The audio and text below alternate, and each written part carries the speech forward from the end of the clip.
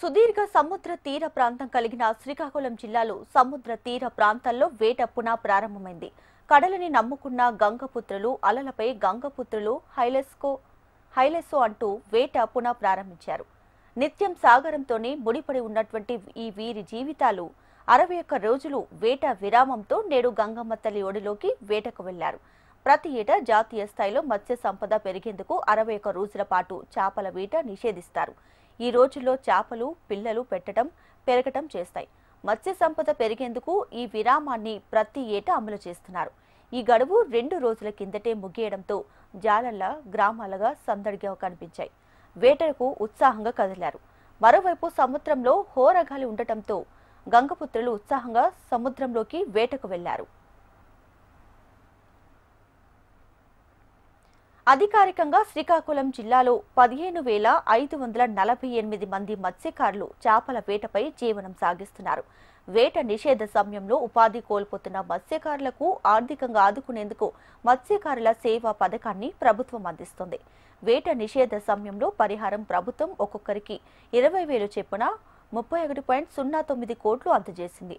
జిల్లాలో సుమారు 1,600 మోటరైజ్డ్ బోట్లు, 2,700 ఇంజిన్ లేని చిన్న బోట్లు ఉన్నాయి.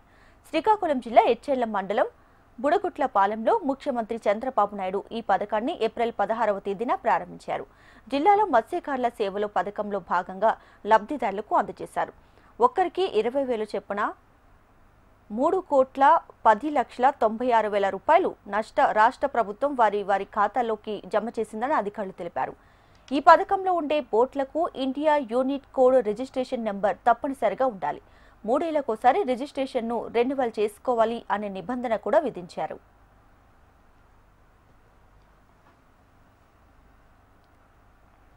ఇక జిల్లాలో 193 కిలోమీటర్లు తీరం విస్తరించి ఉంది. 11 మండలాలు, 154 మత్స్యకార గ్రామాల్లో మత్స్యకారులు వేటపై ఆధారపడి జీవనం సాగిస్తున్నారు. ప్రత్యక్షంగా పరోక్షంగా 2.10 లక్షల కుటుంబాలు చేపల వేటపై ఆధారపడి జీవిస్తున్నారు. జిల్లాలో సముద్ర తీరం, రణస్థలం, ఎచ్చెర్ల, శ్రీకాకుళం రూరల్, గారా, పోలాకి, సంతబొమ్మలి, వజ్రపు కొత్తూరు, మన్స, సోంపేట, కవిటి, ఇచ్చాపురం మండలాల్లో విస్తరించి ఉంది.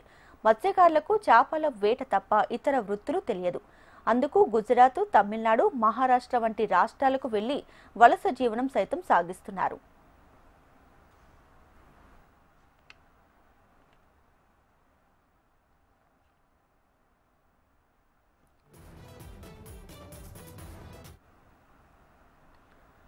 జిల్లాలో సముద్రంలో మోటార్, మెకానైజ్డ్ బోట్లతో చేపల వేట పునః ప్రారంభమైంది. సుమారు 1000 మోటరైజ్డ్ బోట్లతో మత్స్యకారులు వేట సాగిస్తూ తమ జీవనోపాధి పొందుతున్నారు.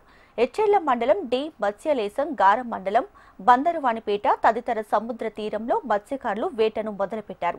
అలల తాకిడి ఎక్కువగా ఉండటంతో వజ్రపు కొత్తూరు, సంతబొమ్మాలి, రాజారాంపురం, భావనపాటులలో కొద్ది మంది మాత్రమే చేపల వేటకు వెళ్లారు.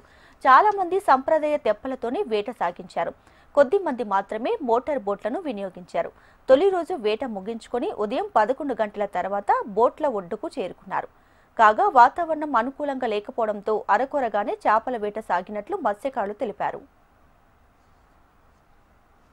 నేను నాకు చెయ్యి తెప్ప ఉంది. ఆ చెయ్యి తెప్పకి 3 రైతు మత్స్యకార భరోసా పెట్టాను. దాంట్లో ఒక్కరికే వచ్చింది, మిగతా 2కి ఇప్పటి వరకు అయితే రాలేదు. మరి డీజిల్ కార్డు అనేటప్పటికి అది యాక్టివేషన్ ఉన్న వాళ్ళకి డీజిల్ కార్డు వర్తిస్తుంది. అది యాక్టివేషన్ లేని వాళ్ళకి తెలిసి ఆ డీజిల్ కార్డు వర్తించడం లేదు.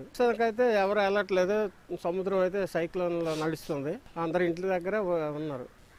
మేము మత్స్య సంపద మీద బతుకుతున్నాం, కానీ ఇప్పుడు మత్స్య సంపద చాలా తగ్గిపోయి లాస్ట్లో మా పరిస్థితి ఎలాగంటే వాళ్ళు తెప్పలు మాత్రం ఉన్నాయి, కానీ వేట మాత్రం తగ్గిపోయింది. ఈ జూన్ జూలైలో 2 మాసాలు కూడా సముద్రం అల్లకి మమ్మల్ని తెగించి వెళ్ళలేకపోయి ఏదో రోజు సహకరిస్తాయి. ఒక్కదినం వెళ్తే 150 తప్ప ఎక్కువ జీవనాపాయం మాత్రం మా దొరకడం లేదు.